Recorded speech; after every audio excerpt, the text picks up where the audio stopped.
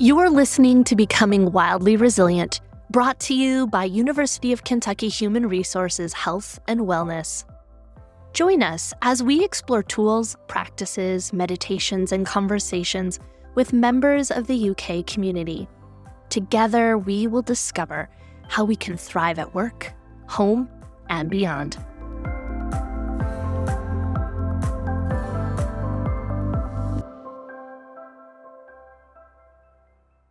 Hello, everyone. I'm Amy Rodquist-Kodet, health coach with the University of Kentucky Health and Wellness Program.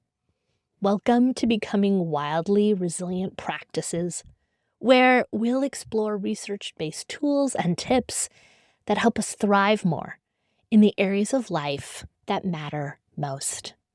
And this month, we are talking about habits. Happy New Year! I know what you're thinking. Are we talking about resolutions? No, we are not. Everybody, we are going to talk about something else that is actually going to be sustainable in the long term. Let's talk about tiny habits. As a health coach, I am really interested in what makes behavior change stick. And turns out there's a lot of research on this.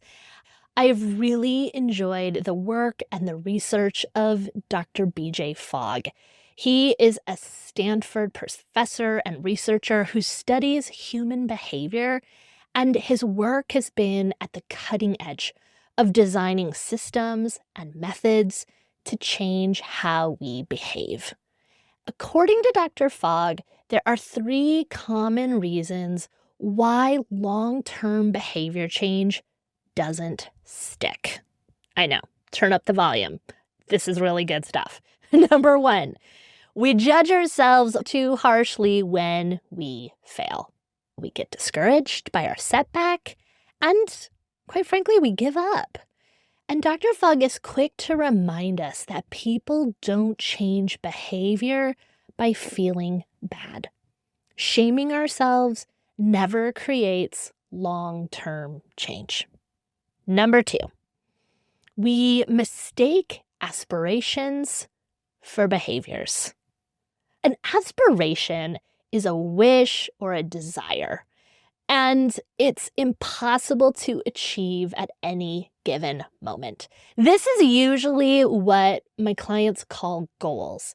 When we think about what we want to change, we've got these really big hopes. We want to get better sleep. We want to stress less. We want to move more. We want to be more patient and stop yelling at our kids. These are all really great ideas. These are what we call aspirations, because at any given moment, you can't suddenly get better sleep. Aspirations are these abstract desires, but they're not based in behavior. A behavior is something, by contrast, that you can do right here, right now, or at another specific point in time. For instance, if you want to get better sleep, if that's the aspiration, then you need to drill down on a behavior that's actually going to help you do that. Maybe it's putting your phone on airplane mode before you go to bed. Or even better, getting your phone out of the bedroom altogether. The third thing that Dr. Fogg says gets in our way of making long-term behavior change is that we set these big, lofty goals that require a ton of motivation. And unfortunately, motivation and willpower, they're unreliable and they're exhaustible. And so it's great if we want to make a really difficult thing happen one time. Motivation is great for that.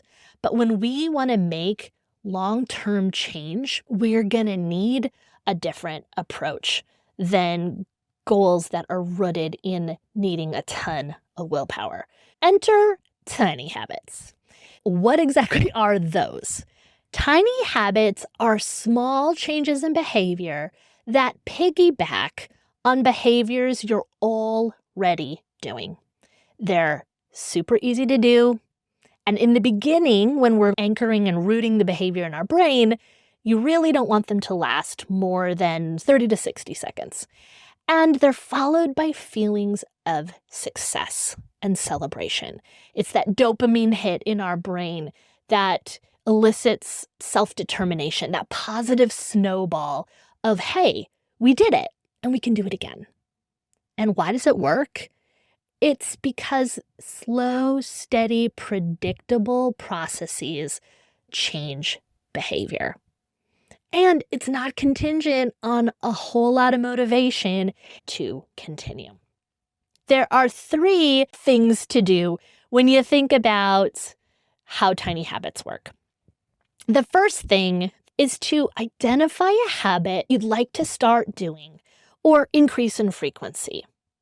Think about that goal. What is it you really want to do that's going to make a difference in your well-being?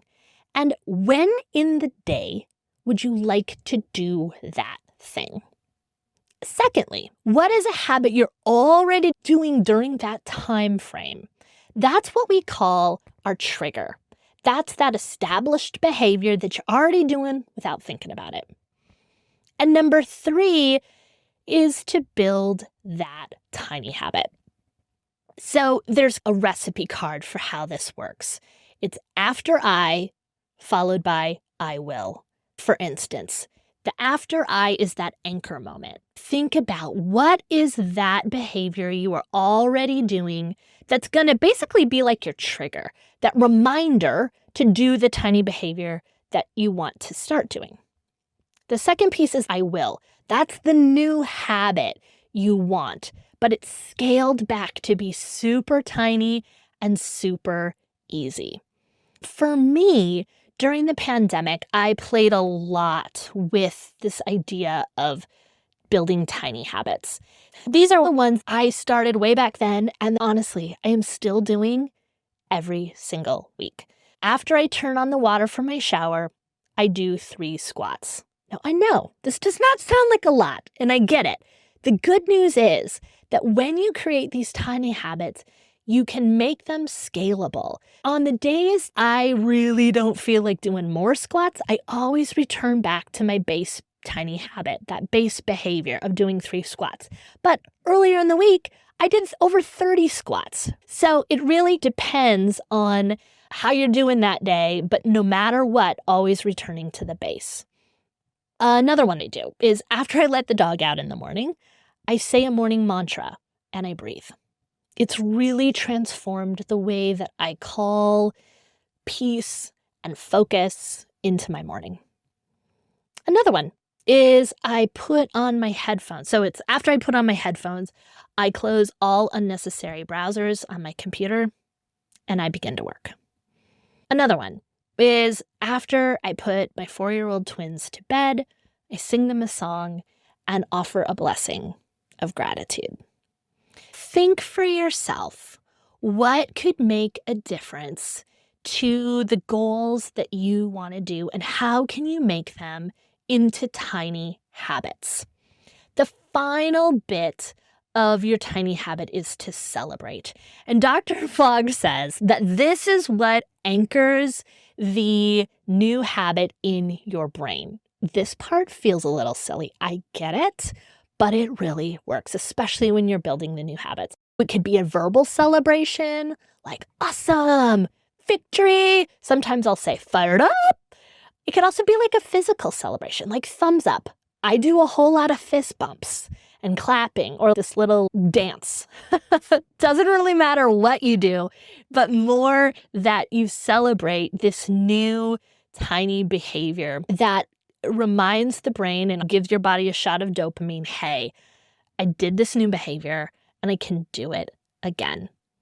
So if you want to go deeper into tiny habits, I'd invite you to check out Dr. Fogg's website. This isn't an advertisement for him, not getting paid to tell you about tiny habits. I've just found it to be both personally and professionally a really great new paradigm when it comes to creating new behaviors. So check it out.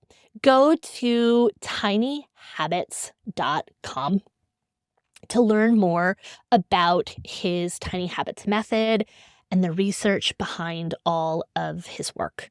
You can also create new tiny habits by many examples, probably hundreds of examples of different tiny habits from other people that have used this method have found pair really well together.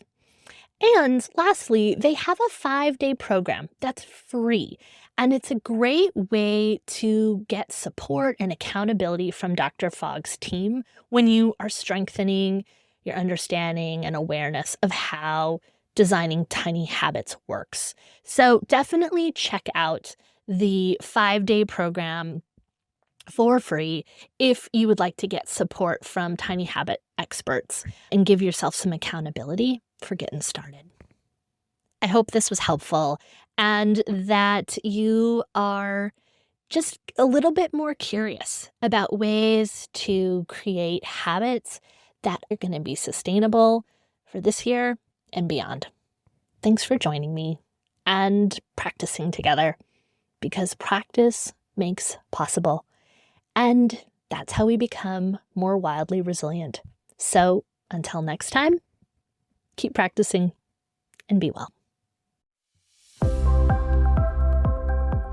Thank you for listening to Becoming Wildly Resilient. This podcast is brought to you by University of Kentucky Human Resources, Health and Wellness.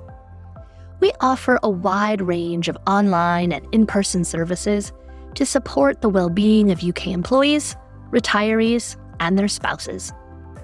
You can find experts in mental health, personal resilience, nutrition, and physical activity. We're ready to meet you where you are and address your unique needs. To learn more about the work-life and well-being services offered by UK Human Resources, visit hr.uky.edu/wellbeing. You can also connect with us on social media and YouTube by searching at UKY Wellness or by email at healthandwellness@uky.edu.